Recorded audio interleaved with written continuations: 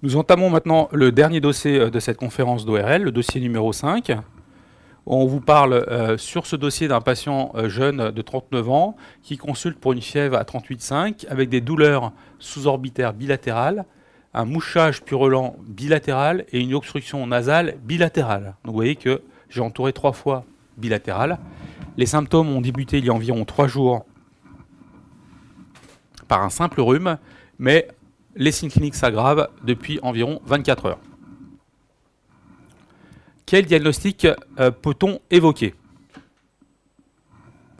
Alors, de façon très simple, compte tenu du caractère bilatéral des symptômes et compte tenu de l'obstruction nasale et du mouchage purulent et des douleurs sous-orbitaires, on parle probablement, et on veut vous faire évaluer le problème d'une probable sinusite maxillaire aiguë bilatérale. Donc pour ce problème des sinus, j'interviens tout de suite pour, au niveau anatomique, vous rappeler des choses très simples, parce que là encore, il y a quelques localisations sinusiennes qui sont parfois un peu virtuelles pour vous. Et je vous rappelle que les sinus maxillaires sont les plus simples à retenir pour vous. Vous les retenez toujours, c'est bien ceux qui sont situés ici. Les sinus frontaux sont situés ici. 2 sinus maxillaires, 2 sinus frontaux. Et je vous expliquerai en fin de dossier le problème principal que vous avez pour vous à retenir, le problème du sinus ethmoïdal et du sinus sphénoïdal. Je vous montre 2 gestes pour déjà parler un peu de ça et on en reparlera à la fin. Vous voyez, sinus ethmoïdal, je mets mes deux doigts à cet endroit-là, entre les yeux. Retenez ça pour l'instant, on verra ce que ça veut dire. Sinus ethmoïdal, entre les yeux. Et je me tourne, sinus sphénoïdal, je mets la tête, ma main derrière la tête comme ça, on verra pourquoi. Sinus ethmoïdal, sinus sphénoïdal. Mystère. Au point de vue étiologique, que vous apporte la notion de bilatéralité des symptômes? En fait, par bilatéralité des symptômes, on veut parler en fait d'un problème juste physiopathologique pour expliquer 2 types de dossiers que l'on peut avoir pour votre examen. Soit vous aurez des sinusites qu'on appelle d'origine rhinogène. Rhinogène, ça veut dire quoi? Ça veut dire, comme c'est mis dans le dossier, un rhume qui se complique. Un rhume qui se complique, bah, c'est bien une origine rhinogène. À la sinus maxillaire, vous l'avez tous eu, c'est au départ un rhume simple, ça va se compliquer sous la forme d'une sinusite. Et globalement, pour vous, dans vos dossiers, quand vous aurez une origine rhinogène à votre sinusite maxillaire, le plus souvent, les symptômes seront bilatéraux, c'est-à-dire vont atteindre tous les sinus maxillaires, et même éventuellement, pas atteindre que les sinus maxillaires, mais tous les sinus qu'on a vus au tout début du dossier. C'est pour ça que souvent on appelle ça une pansinusite. Et on la différencie, cette sinusite, de l'autre possibilité étiologique, physiopathologique à la possibilité d'avoir une sinusite, c'est la sinusite d'origine dentogène ou dentaire. Ben, qu'est-ce que c'est? C'est des sinusites d'origine dentaire qui vont être à l'origine du sinusite maxillaire. Et dans ce cas-là, quand la sinusite va être d'origine dentaire, forcément, pour vous dans vos dossiers et puis également pour votre patient, votre sinusite maxillaire, elle sera plutôt unilatérale. Donc c'est assez simple de différencier les causes à ces sinusites. Quand vous avez un dossier où les signes sont plutôt généraux, bilatéraux, vont atteindre tous les sinus, ça sera probablement une origine rhinogène. À la grosse différence d'une sinusite où on vous décrira des signes uniquement sur un seul sinus, et notamment le sinus maxillaire d'un seul côté, eh bien, il faudra penser à une origine dentaire. Donc la bilatéralité des sinus, des signes dans ce dossier fait probablement penser qu'on est en face d'une origine rhinogène. Donc ce patient a une sinusite maxillaire aiguë bilatérale et on vous demande devant ce tableau clinique quel bilan radiologique faut-il demander. Évidemment c'est un piège, il n'y a aucun des examens cliniques, examen radiologique qui est nécessaire dans ce tableau clinique évident. C'est un tableau clinique évident, c'est une sinusite maxillaire aiguë évidente. Il n'y a bien sûr pas besoin de demander de radio. Il n'y a aucune nécessité de demander des examens radiologiques devant ce tableau clinique évident.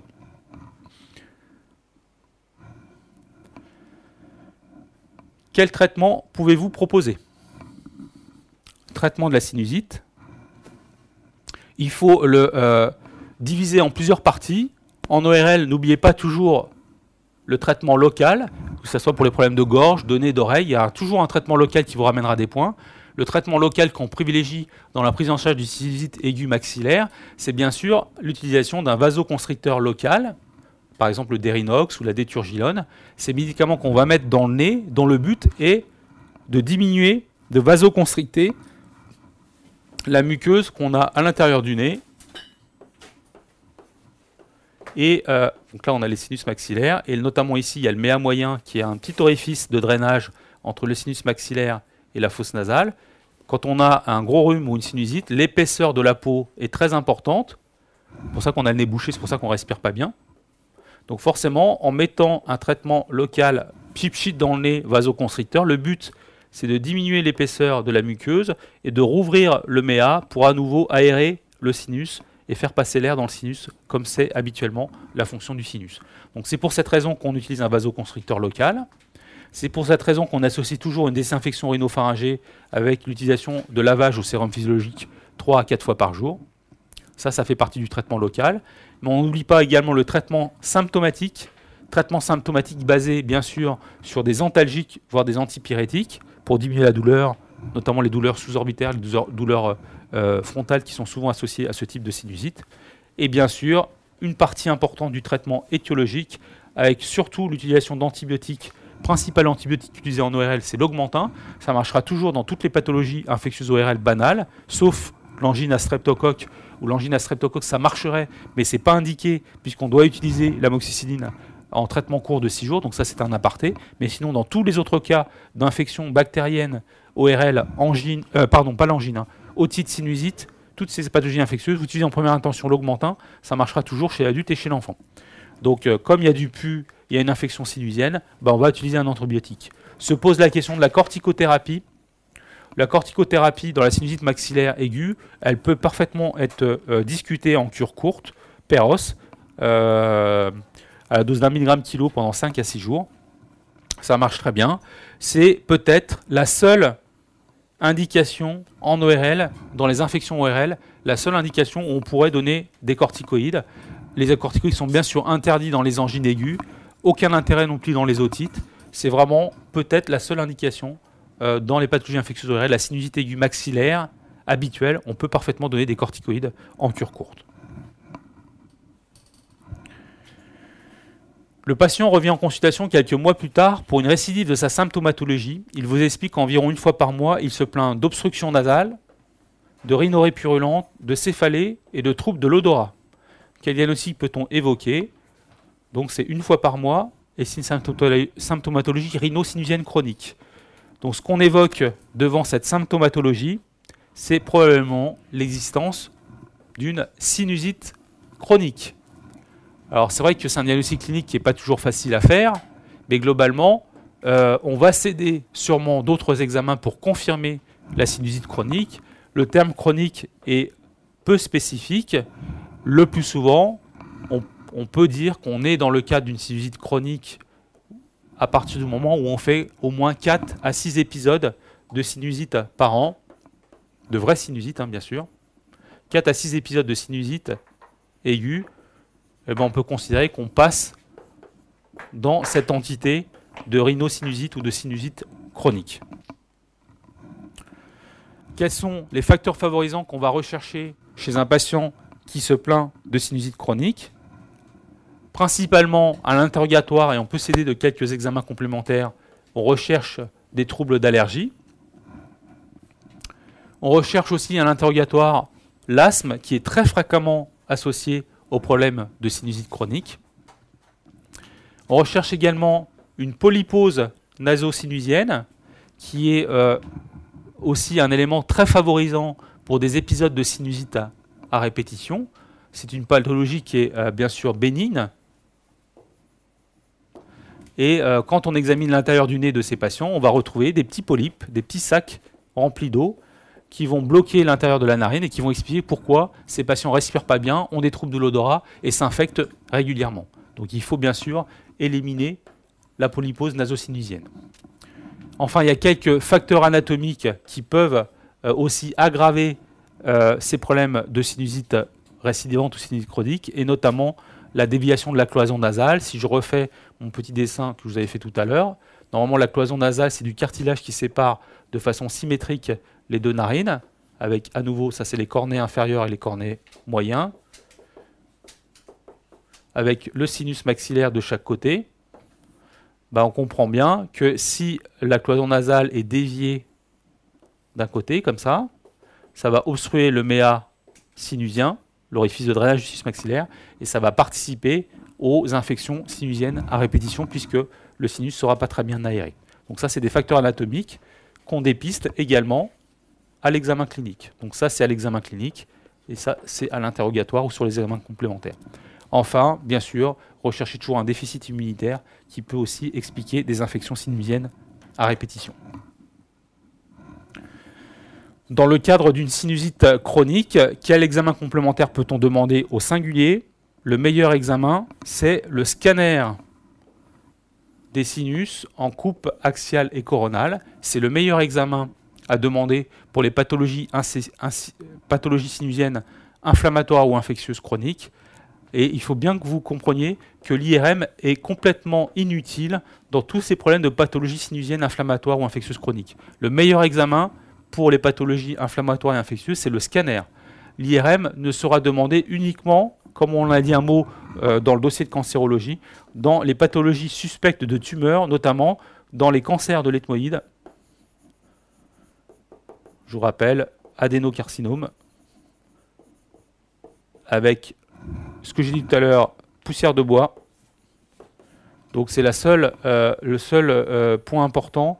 On n'est plus du tout dans ces problèmes d'infection ou d'inflammation. Et là, par contre, c'est très important de demander l'IRM quand on suspecte un cancer. Dans toutes les pathologies infectieuses et inflammatoires, c'est le scanner qui est important.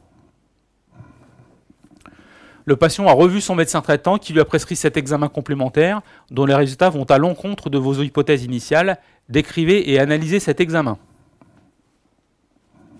Alors, ce qu'on vous demande de voir sur cet examen, c'est un scanner en coupe coronale, avec bien sûr les orbites pour vous rappeler qu'on est bien dans une coupe coronale. Et puis ce qu'il faut voir, donc là on a bien sûr le sinus maxillaire gauche, et là le sinus maxillaire droit. Je vous rappelle que quand on est dans un scanner des sinus qui est noir, c'est de l'air, et c'est normal. Et quand c'est gris, c'est pas normal. Donc vous voyez que le sinus maxillaire gauche est anormal. Notamment il est anormal. En plus, il y a ça là. Cette espèce de point blanc qu'on a dans le sinus maxillaire. Qu'est-ce que ça peut être? Voilà, on vous l'a remis encore mieux. Donc là on voit très bien la cloison nasale, le cornet inférieur, le cornet moyen, le méa moyen qui serait là, cornet inférieur, cornet moyen, le méa moyen qui serait là. Là c'est normal et là c'est pas normal. Et un dernier mot d'anatomie aussi pour vous rappeler aussi ce qu'on disait tout à l'heure. Quand je vous faisais ce geste là tout à l'heure entre les yeux pour le sinus ethmoïdal, là on voit très très bien une partie du sinus ethmoïdal qui est normale. Donc on est en présence d'un scanner des sinus en coupe coronale avec probablement ce qu'on appelle un aspergillome ou une aspergillose du sinus maxillaire droit sur un probable corps étranger à type de pâte dentaire. Voilà, les dents du haut sont très proches, notamment au niveau des racines du bas-fond du sinus maxillaire. Et si le dentiste traite la racine dentaire, il peut y avoir un petit dépassement de pâte dentaire, corps étranger métallique dans le sinus maxillaire avec une infection qui va se faire autour, avec ce qu'on appelle un aspergillome ou une aspergillose du sinus maxillaire. Quel est le meilleur traitement de l'aspergillose du sinus maxillaire? Il faut comprendre que c'est un traitement chirurgical obligatoire. Il n'y a pas de traitement médical possible, notamment pas de traitement antifongique par voie générale, ça ne marche pas. Ce qu'on fait, c'est un traitement sous anesthésie générale qui consiste en fait à enlever l'aspergillome, cette espèce de tissu de champignon, de mycose autour de la pâte dentaire, qu'on voit très bien au cours de l'intervention, où on va faire une anesthésie générale, et sous contrôle optique par voie endonasale, ça s'appelle la chirurgie endoscopique endonasale. On va passer dans la narine, il n'y a pas de cicatrice visible sur le visage, et on va en fait mettre en évidence le corps étranger, et on va, avec des pinces, on va donc nettoyer et enlever ce corps étranger, envoyer en examen histologique pour confirmer l'origine mycotique de cette truffe aspergillaire.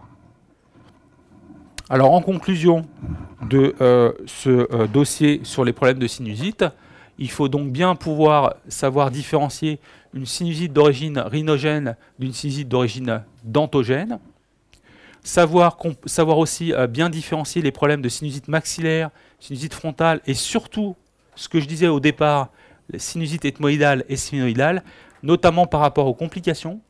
Et là, je vous demande de retenir deux choses. Vous pouvez parfaitement avoir un dossier complet pour une ethmoïdite aiguë, donc une infection du sinus ethmoïdal. Ça sera pour vous toujours un enfant. Et pourquoi je vous ai fait ce geste tout à l'heure en mettant sinus ethmoïdal, mes doigts entre les yeux, c'est parce que cette infection atteint l'enfant, parce que chez l'enfant, c'est le seul sinus qui est formé. Et l'infection va donc se situer au niveau de ce sinus ethmoïdal, avec au niveau clinique un œdème de l'angle interne de l'œil, toujours, dans votre énoncé de dossier. Et en fait, cette infection va pouvoir diffuser dans cette région, et ce qu'elle va pouvoir atteindre préférentiellement, c'est l'œil. Donc le problème va être à l'œil, avec risque de cécité définitive. C'est pour ça que c'est un traitement obligatoire en hospitalisation, avec un scan et un traitement antibiotique intraveineux. Ça peut se compliquer sur l'œil, donc on surveille vraiment beaucoup l'œil, et également au niveau neuro, ça peut se compliquer d'une méningite. Donc il faut bien connaître ce dossier ethmoïdite aiguë, ça peut parfaitement vous être posé. Pour la sphénoïdite aiguë, tout à l'heure je vous rappelais, je vous mettais la main comme ça en arrière, c'est juste pour vous rappeliez que le sinus sphénoïdal, c'est le sinus le plus postérieur de l'organisme. En fait, ça va donner au niveau clinique, pour vous rappeler, des céphalées du vertex ou des céphalées occipitales. Et le principal embêtement de cette sinus sphénoïdale aiguë, c'est pour ça qu'on y insiste un petit peu, c'est que ça peut donner une thrombophlébite du sinus caverneux.